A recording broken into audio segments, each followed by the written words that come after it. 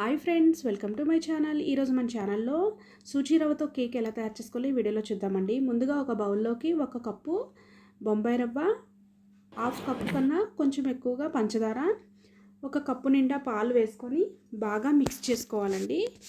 ఇలా బాగా మిక్స్ చేసుకొని మూత పెట్టుకొని ఒక 5 to 10 minutes వదిలేద్దాం.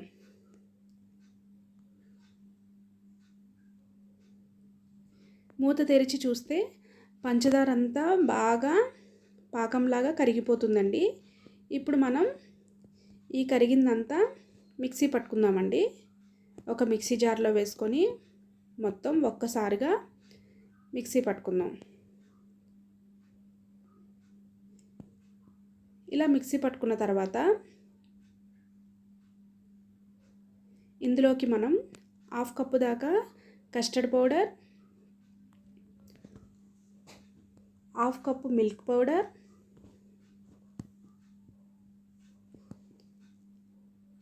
హాఫ్ కప్పు వెజిటబుల్ ఆయిల్ వేసుకొని స్మూత్గా మరొకసారి మిక్సీ పట్టుకుందాం.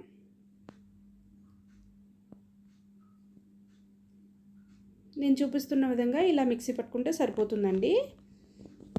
ఇప్పుడు మనం ఒక బౌల్లోకి తీసేసుకొని హాఫ్ స్పూన్ వంట సోడా, 1 స్పూను ఫుల్గా బేకింగ్ పౌడర్, కొంచెం పాలని యాడ్ చేసుకొని ఇలాగా బాగా మిక్స్ చేసుకోవాలండి. ఆ క్లిప్ అనేది మిస్ అయ్యిందండి. ఇలా బాగా మిక్స్ చేసుకోవాలి. ఇలా బబుల్స్ లాగా వచ్చింది చూసారా?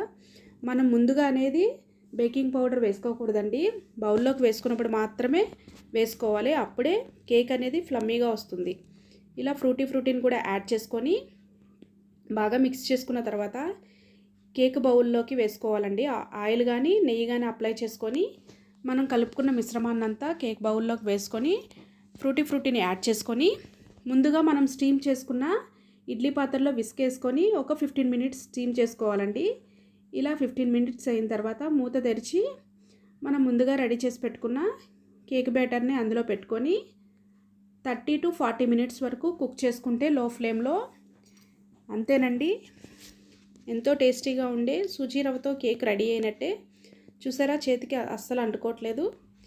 ఇప్పుడు చల్లారిన తర్వాత కేక్ని ఇలా చాకుతో ఫస్ట్ ఇలా అనుకొని ఒక ప్లేట్లోకి టర్న్ చేసుకుందాం. టర్న్ చేసుకొని ఇటువైపు కూడా మనం తిప్పుకొని ఇప్పుడు కట్ చేసుకుందాం. అంతేనండి, ఎంతో టేస్టీగా ఉండే సూజీ రవ్వ అండ్ మిల్క్ పౌడర్, కస్టర్డ్ పౌడర్తో ఈ కేక్ని ఒక్కసారి ఇలా ట్రై చేయండి. టేస్ట్ అయితే చాలా బాగుంటుందండి. మీరు కూడా డెఫినెట్లీ ట్రై చేయండి.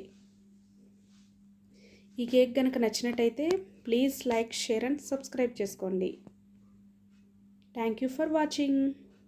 అంతేనండి, చూసారా, ఎక్కడ పిండి అనేది లేకుండా ఎంతో చక్కగా లేయర్ కింద బాగా కుక్ అయింది.